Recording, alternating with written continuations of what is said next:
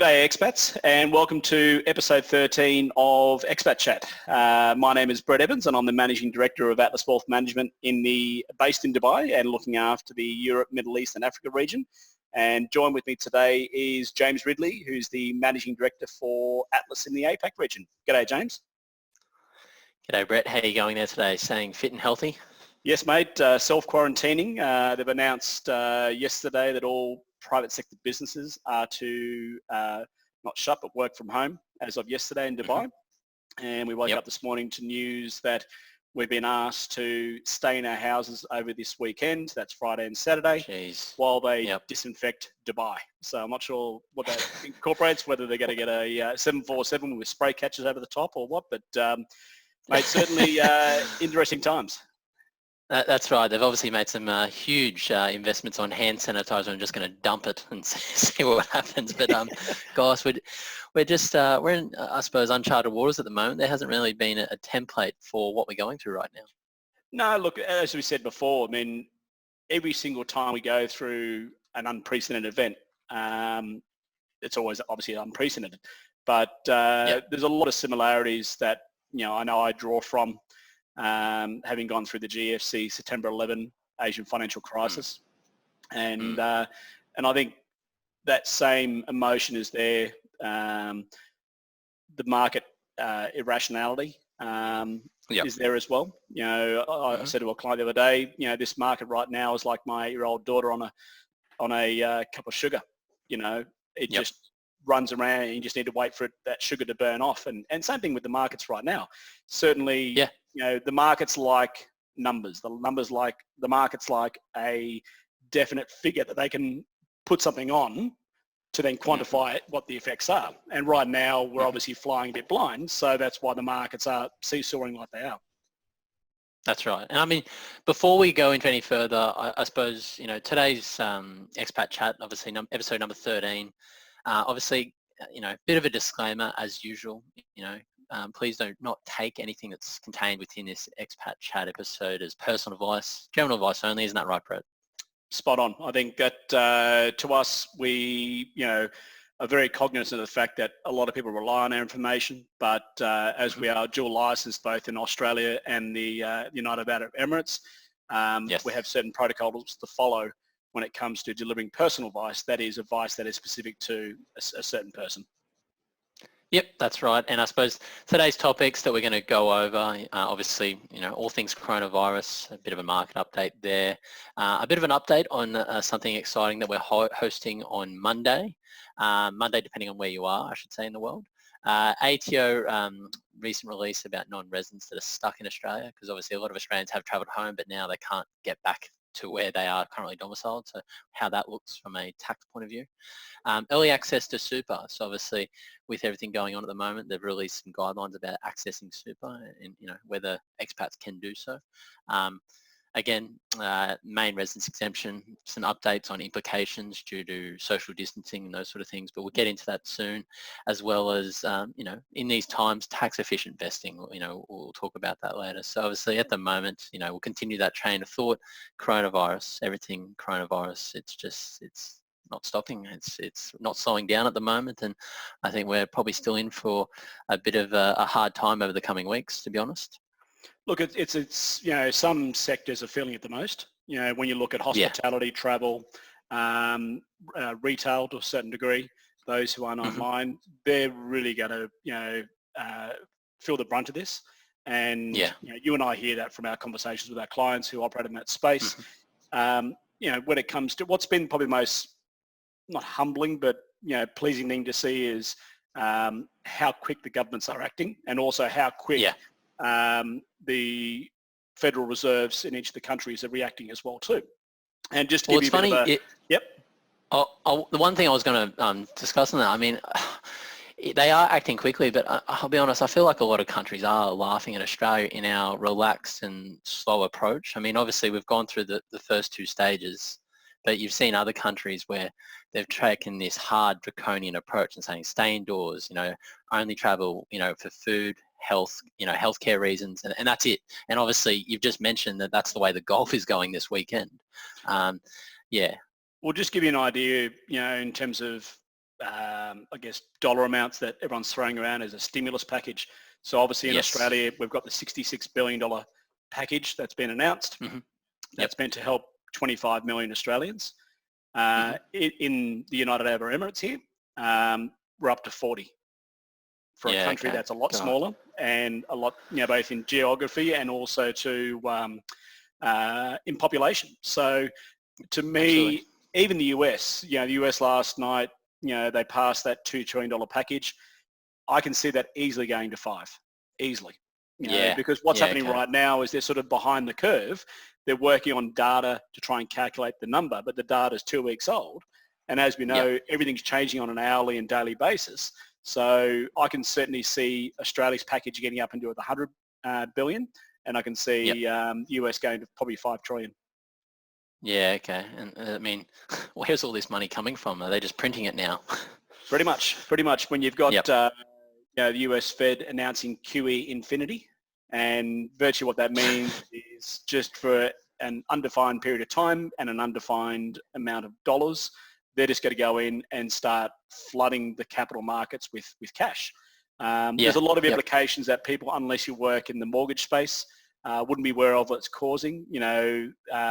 Mortgage originators aren't getting access to capital, therefore they're not able to provide loans and so forth. So the one thing that we learned from the GFC is it is imperative to keep the cash flowing in order for a orderly market and an orderly economy to continue. So from our point of view, probably the best thing, and the GFC is very fresh in my mind because it feels like it was yesterday, but, it was certainly a while ago. And just to give the watchers and the listeners a bit of a comparison. So when Lehman Brothers collapsed, it took the US Fed 3 months to cut interest rates to where they are today. Whereas here, they did it in 2 weeks.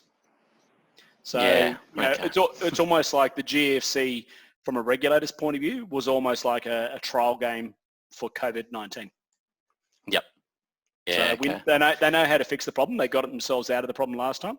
This is very different. This is more of a supply chain issue as opposed to in the GFC, it was actually ATMs drying up of cash. So it's going to be, to me, I think watch this space when it comes to more stimulus packages coming out. I think they're halfway. My gut tells me they're halfway through it. Obviously, we saw last night and today equity markets rebounding. Like we said, before we went online, the relief rally. It's a relief rally. It's like, oh, thank God for that. But there's still more to play out in this game, and I think so. There's still more to come, unfortunately. Yeah, and I think it's going to get a bit more real, and I suppose there is probably a bit more downside, as we've both probably predicted, and I think it does tie to probably the US figures. I mean, the US at the moment is still very early, even though obviously the stats and I suppose the reported cases and deaths are quite high, but I think over the coming probably 1 to 2 months, I think, it's going to get obviously a little bit worse before it gets better. Obviously, they're implementing their changes and all those sort of things. I don't think we're going to see a huge drop or anything like that, but I just think, we've had some good rallies. Monday opened terribly, obviously, but then Tuesday, Wednesday, we rallied really well. But I think, if you even look at, I suppose, historical figures over the last few weeks, you note that on Tuesday, we actually always have a rally, which is unusual, very unusual. And then Wednesday, Thursday sort of play out as they have already, not too much. And now I think probably in a week or two, we'll probably see another drop. So. Yeah, look, I think you're spot on. And normally what will happen, if everyone puts their fund manager hats on and their trader hats on, as opposed to mum and dad investors, Monday we're virtually catching up for what the overseas markets did on the Friday after we closed. Correct. So, and by Friday, all depending on how the week has progressed, if there's big gains, quite often we see a sell-off on Friday because traders want to lock in their profits for that week, as opposed to risking and carrying it over the weekend. So I wouldn't be surprised if we do see a bit of profit taking tomorrow. Yep. Yeah. I mean, I wonder if you'd almost call it panic selling again, but you just, it's hard to make that call, isn't it? Look, it is. And anyone who says they know what's going on is lying. And, all we can do is process the facts. I think you hit the nail on the head before. I personally believe that the number is a lot larger. I've heard of people both in Australia and other countries who have displayed symptoms and been quite advanced in terms of, suffering with COVID-19, and they've been dissuaded or discouraged from doing a test. So, this may have more to play out anyway.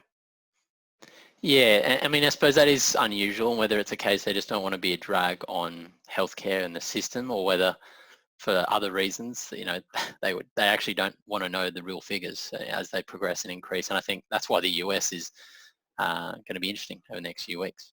Look, I think what it is they're worried that the health system will be flooded, and they know that not everyone is affected in the same way. Correct, so what they would rather is if everyone gets COVID-19, stay at home, and not until, I think it's day 5 or day 6 when the real, more the respiratory problems happen, then you present yourself to the hospital. So that way the hospital's only dealing with people in advanced states who are going through severe symptoms, as opposed to those, and we've all seen it online, there's some who don't feel well and they feel a bit average, but, not as extreme as some others anyway.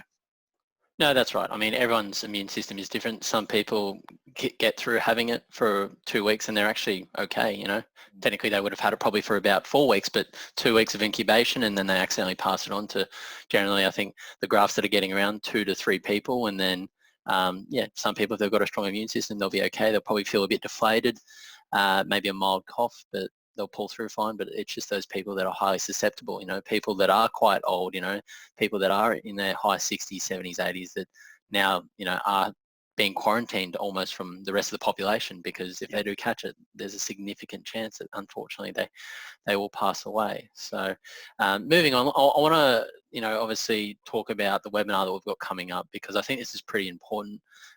Obviously, you're the one that's going to be hosting this. It's not the best or the friendliest time for me. I think you've made it 1:30 a.m. Gold Coast time, so I'll be having my tea at the same time. But don't worry, I'll be tuning in still. Might be a bit drowsy the next day, but I suppose the things that we're going to run through on that webinar, I mean, talking about current economic climate and coronavirus, obviously, other things, Australian dollar falling, what's behind that. What are some of the other things that we're going to be touching on? Look, I think some of the key things is sort of cutting through the noise and how this affects Australian expats. So certainly touching on tax residency, that's a big one. Of course. Touching on whether expats can actually access their super early. There's a lot of that going on in the Facebook groups right now. Then running through things like, how will this affect my superannuation from a markets point of view? How this is going to affect my investments, how this is going to affect my property. And then last of all, can we, actually turn this around into a positive and, not take advantage of the situation, but make the most of it anyway, from a financial and tax point of view. Yeah, that's right. I suppose there's always a silver lining, unfortunately, to a degree in this situation where, there are many opportunities right now presenting themselves for those long-term investors. And obviously, there are mispricing opportunities, and we want to obviously look at capitalizing them if we can. So that's really good. Obviously, going through that all in the webinar, I think we're going to open it up for a live Q&A at the end. Is that right? Yep. So we've picked 7:30 Dubai time, because that way everyone from Singapore through to Los Angeles can all dial in at a realistic hour, apart from James in Australia. So that's right, people.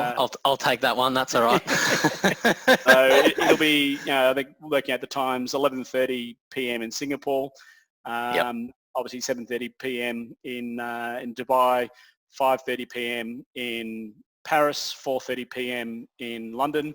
When we originally sent the invites out, we actually had the times wrong with London and Paris, because on Sunday they're moving the clocks forward an hour for summer. So so that's a bit of it. But when you do register, it'll automatically adjust that time, and then obviously New York and Los Angeles from there as well too. So what we'll do is, for those, we're going to try and get this podcast out today. Obviously we've got a lot on our plate, but we'll try and get this on the airways today. If you do want to register, there's 2 ways. You can just jump onto our website, atlaswealth.com, go to our blog section, and you'll see a blog article there referring to the seminar or the webinar. And then we'll also have under resources, under webinars, we'll also add it in there as well too, which I've been meaning to do, but we'll get that done straight after this call. Yeah, no, that's great. I mean, one thing I was going to ask you, which isn't really on the topic of today's sort of, I suppose itinerary, was, when did you see this as being more of a big issue? Was there something that you saw, like in your day-to-day life, where you're like, oh, geez, there's a huge line at the shops, and you're like, okay, this isn't really something I've seen before. I know for myself, where our office is based, I can actually see Centrelink. So I can actually see Centrelink through a very big crack. And the line that I could see out of Centrelink was over 500 meters long, just people waiting. Yeah. And that's when it really sort of, that was sort of somewhat almost jarring, going, okay, this is, this isn't something that's going to go away in the next few weeks. This is a few months, and obviously a 6 to 12 month period that we're going to go through. Have you experienced anything like that, Brett, where you've just been like, oh, geez, okay? To me, it was early March when Yes. KHDA, which governs private schools here in Dubai, closed the schools. Yep. Yeah, of course. So as of the 8th of March, we had our spring/Easter break coming up on the 27th of March. Yep. They suddenly, and it was almost overnight, they suddenly came out and said, your holiday starts now for 2 weeks. Yep. And then you are to return to school digitally on the 22nd of March and do remote learning. So, one thing that's impressed me, certainly with the school that my girls go to, it was how quickly they adapted. And they, my wife and daughters are actually stuck in Australia right now because Dubai provided a block on all residents returning, and they're stuck in Australia at the moment as we speak. But they've actually been going to school as if they're here in Dubai right now, which is amazing. So that, to me, when they shut schools, I thought, okay, this may be a bit of a reaction, but we'll see what happens. To me, when it really hit home was when borders started to close and planes stopped flying. In my lifetime, never seen that before. And it's sort of, if you talk to people who were here through the world wars, that's pretty much what happened. Not trying to describe this to a war, but the fact that borders are closing and the fact that planes aren't flying is extreme. And, we're starting to curtail trade. We're starting to curtail all these things. And that's when I thought, okay, right, this is serious. In saying that, I'm pretty disappointed in, the Australian government's response. I think they're just, they seem to be constantly behind things. I know. And, certainly there's a lot of debate whether Australian schools should shut. I think, a lot of parents just pull their kids out of schools, and I think, to me, it's an emotional decision to close schools. I can see both sides. Certainly they don't want to. I was going to say that. I mean, both sides. You cancel schools. You could almost halt the economy, because you think about how many professions and parents and all those sort of have kids going, and then they've got to work out what to do with the kids. I understand the methodology behind keeping it, but I've got a couple of colleagues and mates that are school teachers, and they've already said to me, the schools are like ghost towns.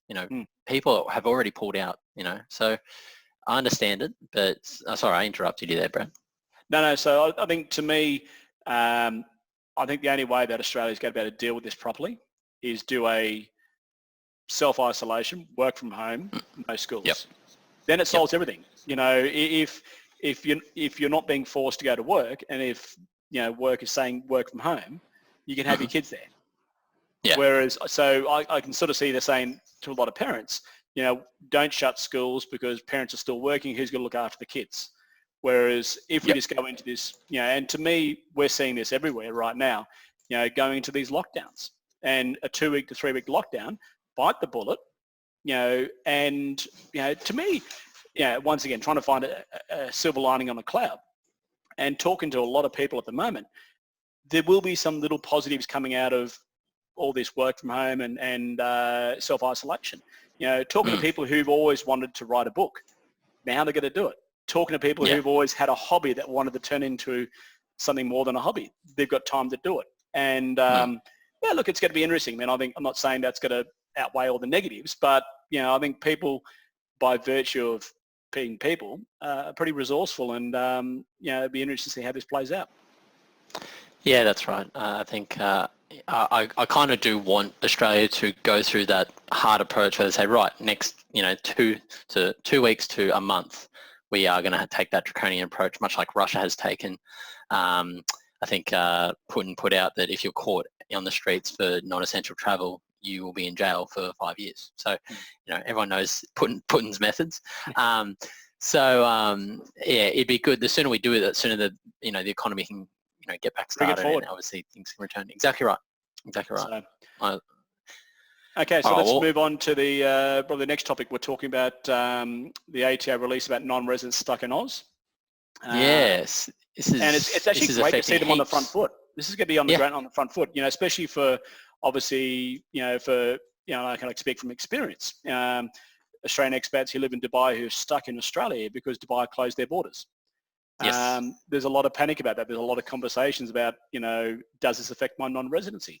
And it's great to see the ATO come out and say, hey, Australian expats, if you are stuck in Australia due to COVID-19 and Australia is not your normal home or place of residence, and as long as you're not here for too long and you intend to return back to that country once borders open again, then you still will be considered a non-resident for tax purposes.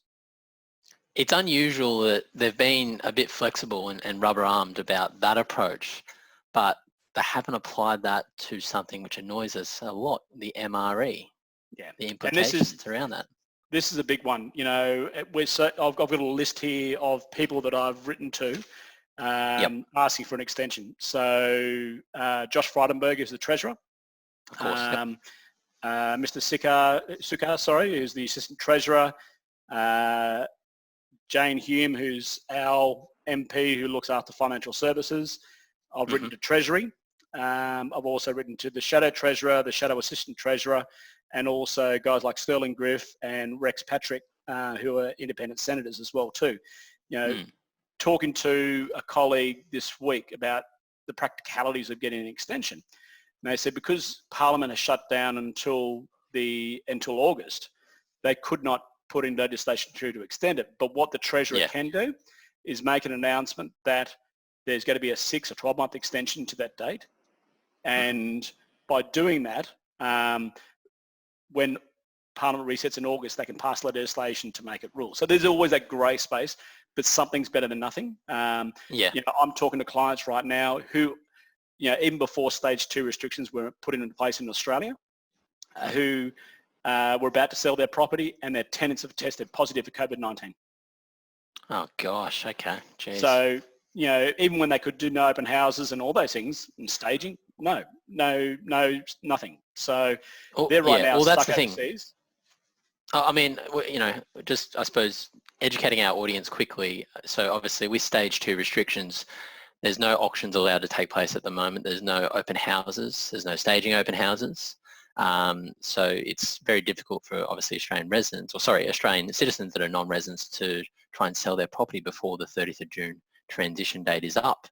So people are panicking a little bit.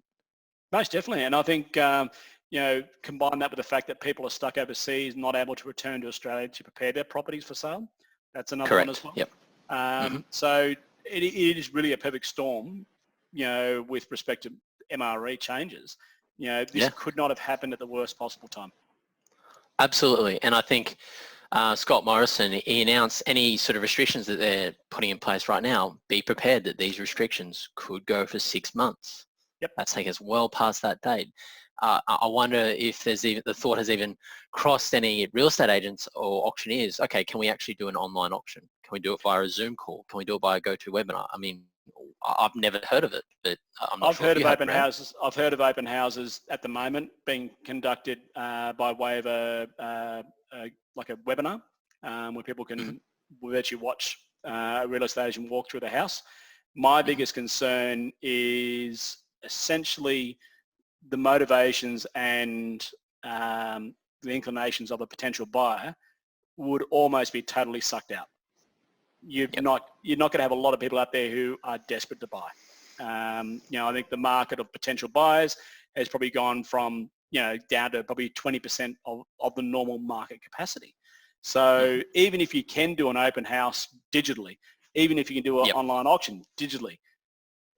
With everything that's going on and the fears of job losses and these sort of things, is there going to be a buyer at the end of the day?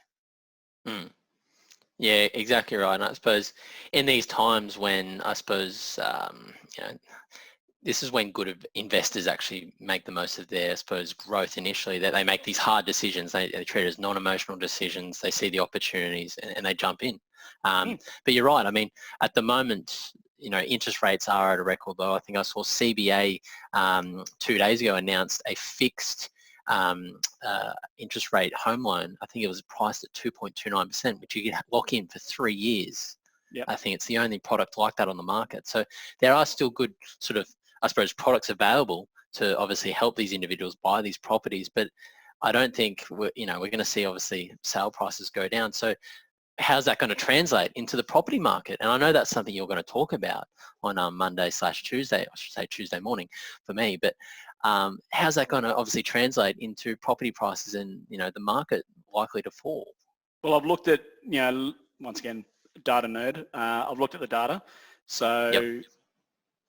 if you look at how many people have registered with Centrelink as an intention to claim benefits by losing their job, I think it jumped by 250,000 people just this week alone.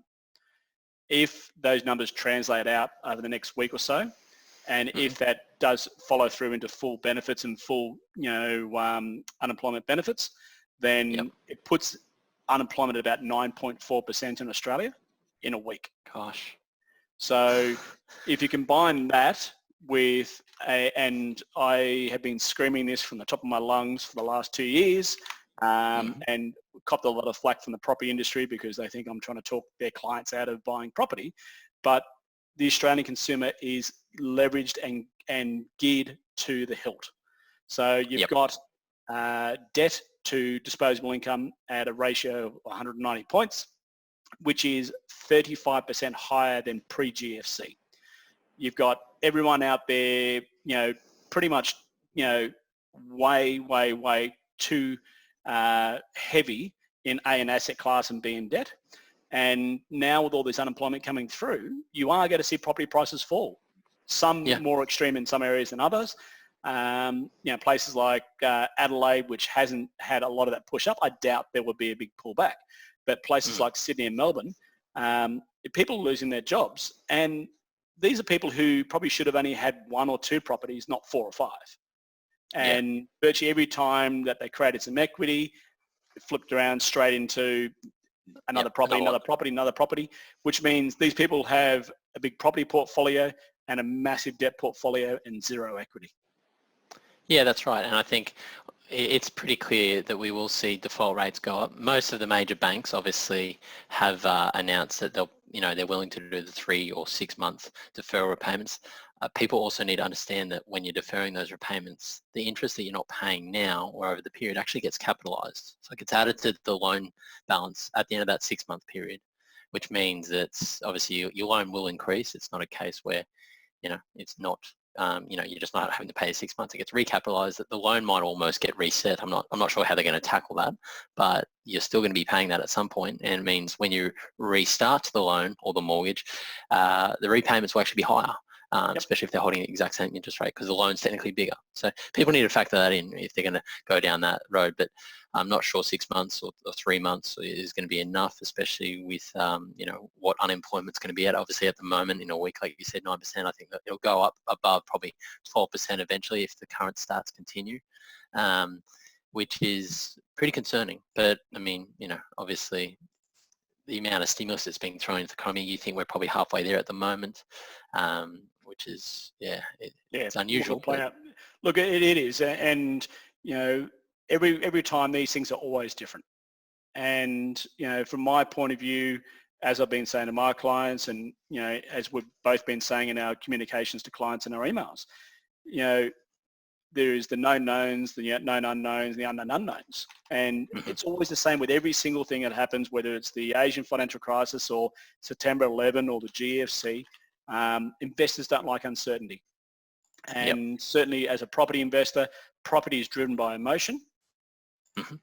And when that, keeping up with the Joneses mentality of building a property portfolio suddenly disappears overnight, that's a big gap in the market from a liquidity point of view. Yeah, yeah, absolutely. And Aussies being Aussies, we love our property. We do have a love affair with it, don't we? Yeah, the quarter acre block with the hills hoist and everything. So Yeah. and I think this is actually a good opportunity to actually segue into the other topic we want to talk about, was the early access to super. Yeah, of course. Because, you know, I guess at a general level, this is not a good time to tap your super, you know, No. for $20,000 when the markets are down. And that's, I'm saying that from a general Australian residents point of view. For those out there who are expats, we can't actually access this ability either. No, well, I mean, yeah, it's a good point you make about access or trying to access the 10,000, 20,000. I think a lot of people, a lot of super funds were saying to the younger population, if they're pulling out 10 to 20K now, that could have an impact over that time frame of being invested up until retirement of anywhere between, I think it was 150 to 200,000 at the end of their retirement or coming up to retirement. That's a huge impact. So, you know, hopefully not too many people are going to be relying on that. But from an expat point of view, I mean, when you look at the criteria, there were some good criteria that was released. I mean, I think that the first criteria was you're either already on Centrelink benefits. I think if you're a job seeker, if you've lost your job, sole trader, or you've been, I suppose, put down more than 20% in regards to your working hours. But again, just bear in mind that obviously it is going to put you back in the system in the eyes of the ATO. And when it comes to sort of verifying all of the information around your income, you're not going to really be able to provide it because you're not in the, I suppose, the tax system at the moment or through MyGov. So you are going to open yourself up to scrutiny around your tax residency as well. Yeah, look, I mean, I've been talking to a lot of people about this because, you know, obviously it's a pretty, those who really need their money, you know, really want to be able to access this. And looking at the legislation, I can't see how an Australian expat can access this at all. Because as you correctly pointed out, there's going to be a lot of hoops to jump through to justify this. But as a non-resident for tax purposes, you know, if you look at, you know, are you eligible to receive a job seeker payment, youth allowance or job seekers, parenting payment, special benefit or farm household allowance? Okay, remove that for all expats. The ones that everyone's sort of looking at is the first one, you know, you're unemployed, and the third one, on or after 1 January, you're made redundant or your working hours were reduced, as you said, by 20%, or if you're a sole trader. That is going to be, they're going to rely on pay slips and PAYG and all these other bits and pieces to substantiate that. And yeah, I just don't see how expats are going to be able to do it. I mean, because government and the ATO are sort of making up these things on the fly, there is not the robust criteria of how you qualify in terms of disclosing that information, and that always plays catch up. So yeah, look, it's you know, I've been looking at this for quite a bit, and there's nothing I can see, or no way that I can see an expat getting access to this. No, and I mean, I'm glad, I suppose, you know, when you look at, I mean, if you're a sole trader, I'm just too nervous that some expats will be looking at that as an opportunity to access their super early, but I'd be more concerned that it throws them in the eyes of the ATO, and then potentially, you know, there's going to be some sort of clause around that. If you're a non-resident, okay, well then, in order to pay this, you need to be a tax resident or something like that. But just, you know, they haven't released everything about it. So I'm very concerned about how that's going to play out. One other superannuation update, which, you know, there might be some expats that are drawing down income streams. They've temporarily changed the obviously required drawdown. So if we're under 65 and we have a pension income stream, we only have to draw down 2%, not the 4%, which is good. So obviously trying to keep more capital in super rather than having to actually draw it out. 65 to 74, 2.5%, so on and so forth. So that's for the remainder of 2020 financial year and the 2021 financial year. So obviously with our balances dropping, you know, not drawing out as much anymore. Trying to obviously let it recuperate and recover a bit there. Yeah, and we saw the same process during the GFC. So that was the same thing they did there, and it's smart, because the last thing you want is people having to draw down when the markets are down. Yeah, that's right. And I suppose one article which was in the Australian Financial Review was a few super funds are really concerned about a lot of people, a lot of investors or members, unadvised as well, going to the cash investment option, because it's those individuals that have panicked, they have sold at the drop of the market, and because they've gone through this, it was an emotional decision, they're probably not going to get back in at the right time, and they're not going to recoup any of those quick losses that have actually taken place. That's my biggest concern, because I think when it starts to rebound in the future, obviously the question is when, but it's going to happen probably before the media can actually even report on it, to be honest. And that, you look at what the markets have done just this week in terms of a rebound, it's potential that we might see that over a whole week. But if we've missed that up run and, that renewed confidence, then we're not going to recoup any of those losses that we've capitalized. To me, I think the other one I got concerned about super funds is more so the industry super funds that hold a lot of unlisted assets. Yes. And, they've always championed these vehicles as, their engine room of their portfolio performance. We saw Australian Super and another super funds downgrade their asset values by 7.5%. And to me, I don't know who they're kidding, but it's a lot more than that. So essentially what's actually going to happen is they've set what's called an NTA, net tangible asset value, on this asset. So when people redeem, they're going to be redeeming at the higher price when in actual fact it's worth lower. And these super funds, and we saw this play out in the GFC, and when I saw that I thought, here we go again. There's got to be a discrepancy between what the asset's worth and what they're paying out to members who are redeeming, and you're going to see massive cash flow problems with a lot of the big industry super funds. Yeah, absolutely. And I think that's obviously the liquidity risk that a lot of people have at the moment. And that's why obviously so much stimulus has been thrown out, and it will continue to be thrown out as more and more people try to cash out, likely at the wrong time. But obviously, each individual is different. But I suppose one thing that I'll come back around to, we're talking about super investing, early access to super, which I think we've addressed pretty clearly there. I don't think it's going to rely, or any expats can rely on it, because it's more of a concern around how it's going to throw them back into the tax system. But, talking about tax efficient investing, we're expats. What ways can we invest in a tax efficient manner, especially in these times as well? Yeah. And look, I think that's, something that those who have a stable job at the moment, and those who are earning US dollars or a derivative of US dollars like Hong Kong dollars, dirhams, and euros for the matter too. It's actually held up very well against the Australian dollar. People are now saying, and look, the market, like I said before, it will always overreact, and it always overshoots either way. It overshoots on the upside, which is what we did in February. The market should not have been up 9% from the 1st of Jan to the 20th of February. That was ridiculous. But like we're seeing right now, the market is overshot on the way down. And, it's very difficult / impossible to pick where the bottom's going to be. But, what we're seeing, and you and I having a lot of work on this, is expats who are getting on the front foot saying, look, we know this is not going to be like the Great Depression and it's going to last for the five years. We know that as far as the actual event is concerned, COVID-19, it is a short-term event. It will come and it will go. Certainly there will be a hangover effect. The governments are throwing truckloads of cash at all of these things.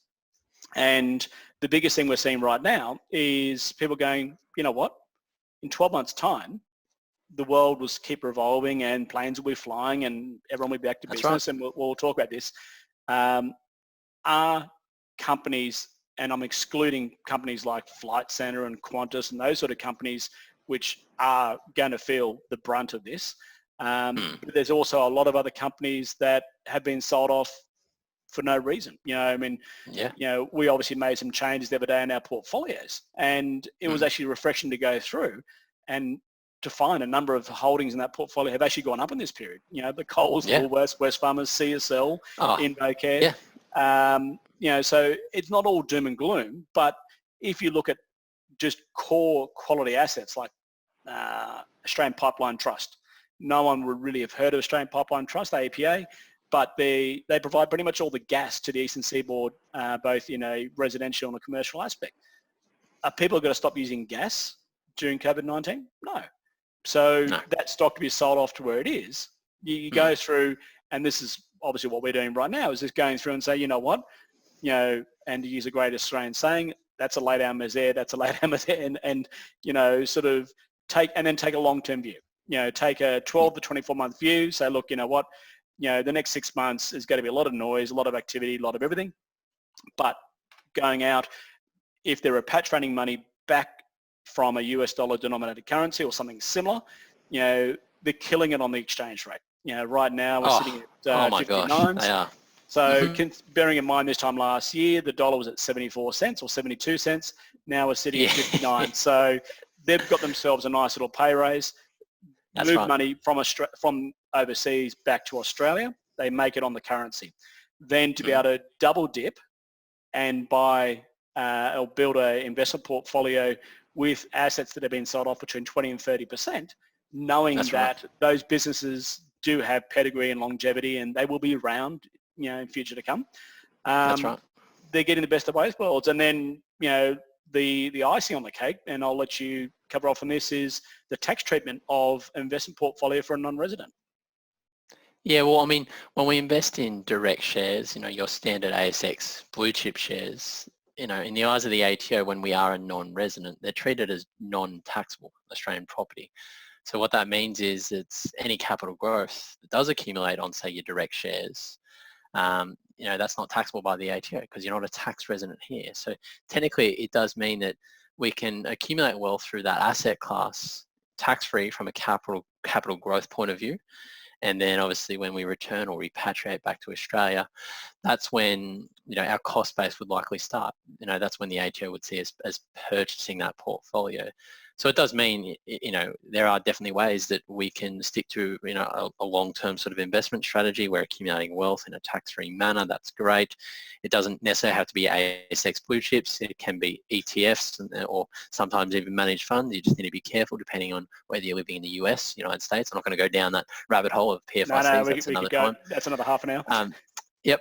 So, it does mean tax efficient investing, because we're accumulating wealth in that capital gains tax-free manner. If we're investing in ASX blue chips that pay fully franked dividends, technically that should be tax exempt income. The ATO is just keeping the franking credit attached to that dividend.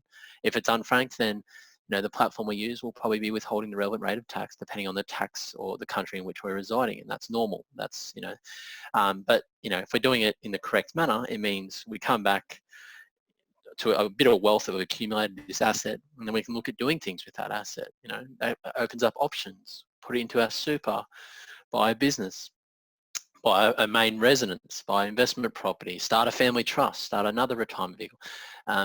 You've created wealth and you've built wealth tax efficiently. Now let's open up a lot of options about how to keep the wealth or transition the wealth into another asset.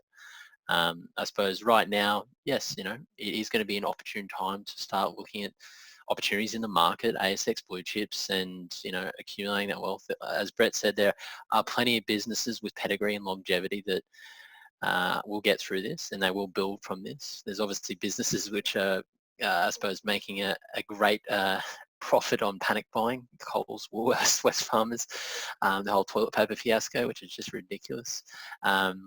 So yes, that's a bit of a layout on the tax treatment of these assets. One thing I didn't really discuss was deemed disposal. So, I mean, Brett, did you want to touch on deemed disposal or? Look, essentially deemed disposal is if you are holding these types of assets, which are, shares, managed funds, ETFs, LICs, and when you do leave the country, there's two ways you can treat the tax classification of those assets. At the point of departure, you can do what's called a deemed disposal, which means on paper, you sell those holdings as an Australian tax resident, you pay the applicable capital gains tax, and then from that date on, you don't continue to accrue capital gains tax. There's a lot of people out there who jump on a plane, don't realise that, and they've got a share portfolio and they read that non-residents don't accrue capital gains tax on non-tap assets, which is correct. But what they don't realise is that because they didn't do deemed disposal when they left, they're still accruing a capital gains tax liability. That's right. I mean, it changes the treatment of that portfolio to actually a TARP asset, a taxable Australian real property asset. obviously we can always still opt into deemed disposal, but if we've already lodged that final tax return and deemed ourselves to be a non-resident and we didn't do deemed disposal, then we actually can't go back and make that change, because that would be seen as us actually benefiting from our situation. It's almost Exactly. a form of avoidance. It And is. Part 4A of tax Energy legislation would have avoidance. that's right, Commissioner of Taxation would lean on that. Yep. Much like, I suppose they're probably going to lean on that through the main residence exemption and people coming back for short terms and trying to sell their properties and go again. They can lean on that for up to 4 years, and they're looking at updating that, I think, to 6 years. So Wow. Yeah. bit of a concern, because, it means a lot of people could get caught in the future. But I don't want to, go down that path. I'm digressing a little bit, but it just means, I suppose, what we're getting at is there's, tools in your arsenal to, I suppose, treat assets correctly for the long term that we might be overseas as a non-resident, as an expat, resetting portfolios or starting a portfolio, or, there's different avenues you can take. Look, to me, it's looking past the noise. It's funny how the news media will talk about the biggest point fall in history, but when we get the biggest point rise in history, it's not front page news. So they love to talk the negative. And gosh, don't get me started on the media at the moment. I think there should be some censorship introduced, or some sort of legislation. I think the media are loving this, aren't they? They are. Oh gosh, we've all got to remember that these corporations, they need to sell subscriptions. They need to sell online subscriptions. They need to sell paper. So some of the headlines that we're going to see going forward, we've already seen them, they're still going to be jarring, and it's going to make us want to click on that link and go, crap, I need to sign up for that subscription. So please, don't believe everything that you are hearing in the media on these headlines, because, at the end of the day, they are a retail business. They are trying to sell these things. They are still trying to sell subscriptions. And also, one thing I've seen, and it's been quite sad, not sad, but disappointing, is a lot of articles are being shared in Facebook groups. And as soon as I look at the URL or the web page, it's not a credible agency. I think there's one that's going around. It's newssydney.sydney and newsmelbourne.melbourne, and they're writing sensational articles scaring the bejesus out of expats. But one look at who is publishing it, it's not, okay, yeah, I mean, the major media, they're loving the hype, but at least they know there's rules they have to follow when it comes to what they write. Whereas this second and third tier, media companies, they're just out there trying to get eyes on the screen to therefore be able to sell advertising, because they can say, we had so many people hit our website today. Yeah, exactly right. Again, don't get me started on the media. I think I've had the conversation with a lot of clients in the last few weeks about how annoyed I am with the way the media, because the media causes panic selling, and it causes the markets to just go on these ridiculous drops when there's no actual fundamentals behind it. And that's why I say before, when I said the media isn't going to have time to report on when this recovery starts, and we start to see maybe over a week a sensible, growth of, say 3 to 4%, and then that's going to be followed again and again. The media is not going to be reporting on this, so people that have panic sold aren't going to know when to get back into the market in obviously 3 to 6 months time, whatever it might be. So that's my concern, and that's my I suppose gripe with media at the moment. I think, I put up an article on our website yesterday talking about, Atlas's resilience in being able to provide services during these very difficult times. And to me, now more than ever, expats need to have someone reputable with experience and pedigree to be able to sort the wheat from the chaff. Because there's a lot of mess out there, and they need to know how it affects them and what happens if they do X, Y, and Z. There's a multitude of situations, as we covered, access to super, non-residency, MRE. These are all things that expats are trying to face and deal with whilst all this press is going out there. And, it can almost seem like drinking from a fire hose when it comes to too much information overload. So, I definitely employ everyone, when you are speaking to your advisor, really hit them up on these points, because, life is still going on in the background whilst all this is happening. Dates are changing, money's changing hands, and you need to know how it affects you. Yeah, that's right. I think the biggest issue that we always see when expats or future expats are heading overseas, there's no education provided from their employer about the change of maybe their current tax or their current assets that they have. There's no sort of pre-departure um, review, or sometimes obviously depending on the conglomerates or the corporations that we work with, we get the benefit of maybe the big four, one of the big four accounting firms taking care of us, the tax return, but it's pretty common that might be a 1 to 3 page memo and that's it. And it's sort of at the end of the tax year, give us what you got, we'll go and lodge it, and that's it. There's no actual advice usually given because, obviously it's a benefit or some sort of agreement that corporation's worked out with one of the big four accounting firms.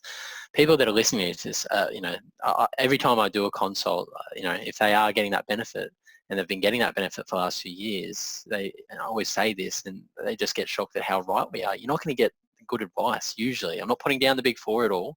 I'm just saying that if it's something that's been provided by way of your expat package, just beware that it's likely you're not going to get the advice on deemed disposal, those sort of things around your assets, and even the change of maybe your property assets, not being able to access the main residence exemption as an example now, or the capital gains tax discount concession that went out in May 2012. These things aren't going to be provided to you straight up from these type of accountants. No, and I think it's more of a transaction than a service. And we've both seen those 3-page letters from the big four, which says, "G'day, James, you're moving to UAE. The tax rate is 0. And then here's 2 pages of disclaimers." Yeah. The VAT tax is 5%, or is it 10% now? 5%. No, we're still 5%, thank goodness. So, yeah, that's right. But I'm not sure how many expats or soon-to-be expats will be heading on a plane anytime soon, but we'll probably see over the next 3 to 6 months, that's for sure. Look, I think, outbound, before coronavirus was at one expat. So one Australian resident moves overseas every 1 minute and 49 seconds for a period of greater than 12 months, expecting that number to plummet. Where I see expats needing advice is going to be in changing jobs and changing jurisdictions. If you work in the event space, some economies will recover quicker, and we're going to see a global mobilisation of the workforce starting to chase jobs for those who did lose their job while we went in through the lockdown period. So certainly how it works for someone in Dubai versus the United States is completely different. So just the folks out there, just make sure you dot the I's and cross the T's and aware of all the changes. Yes, it's great if you are out of work or being put on indefinite unpaid leave. Yes, it's great that you got a job, but just go through and just take the extra 5 minutes just to research that to make sure that you are aware of all the facts. Yeah, that's right. And when you think about different, I suppose, assets and asset classes, investments, I'm wondering how quick we'll see the oil price actually recovery once, I suppose, transportation, aviation, those industries start picking back up, whether it's going to be really, really quick, like we saw with the drop, or whether it's going to be sort of over a period of 12 to 18 months where it'll slowly, as demand gets higher. Grind away. Yeah, look, it's going to be not fascinating because that's a bit too positive, but it's going to be interesting to see how different countries come out of this. Yeah, I won't lie. When I go and fill up my my car and you see the petrol price at $1.10, haven't seen that price for a very long time. But some countries are obviously going to do really well off the back of this, especially throughout the Middle East and those sort of countries that are holding all these sort of supplies in terms of oil. But I wonder how quickly we'll see a recovery in that sector. Yeah. No, look, I'm just received an email then from a client who actually just mentioned that they left the building this morning to go get some groceries and security kept their Emirates ID card to ensure they came back. So, that's as of 2 minutes ago. So they kept the ID card just to make sure they'd keep coming back, or? Yeah, so to make sure that everyone's abiding with lockdown. So, oh my gosh, jeez. So, no, look, it's changing quickly. So that was as of 5 minutes ago. I'm really curious to know how they're going to disinfect the UAE, whether it's a case they're just going to spray all the roads, or I don't understand that. Neither do I. But I think also whether it's effective or not in terms of spraying, the fact that it stops people moving around is probably the main thing. Yeah, that's right. Okay.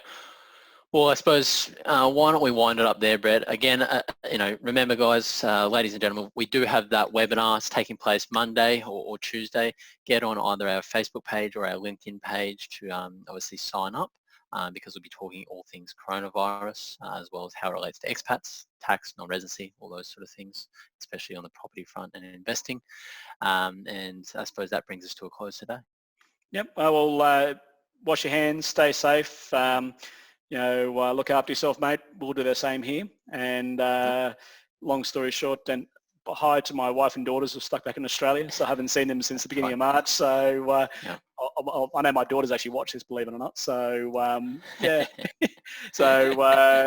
to them back then. And mate, stay safe, and we'll touch base very shortly with the next expat chat.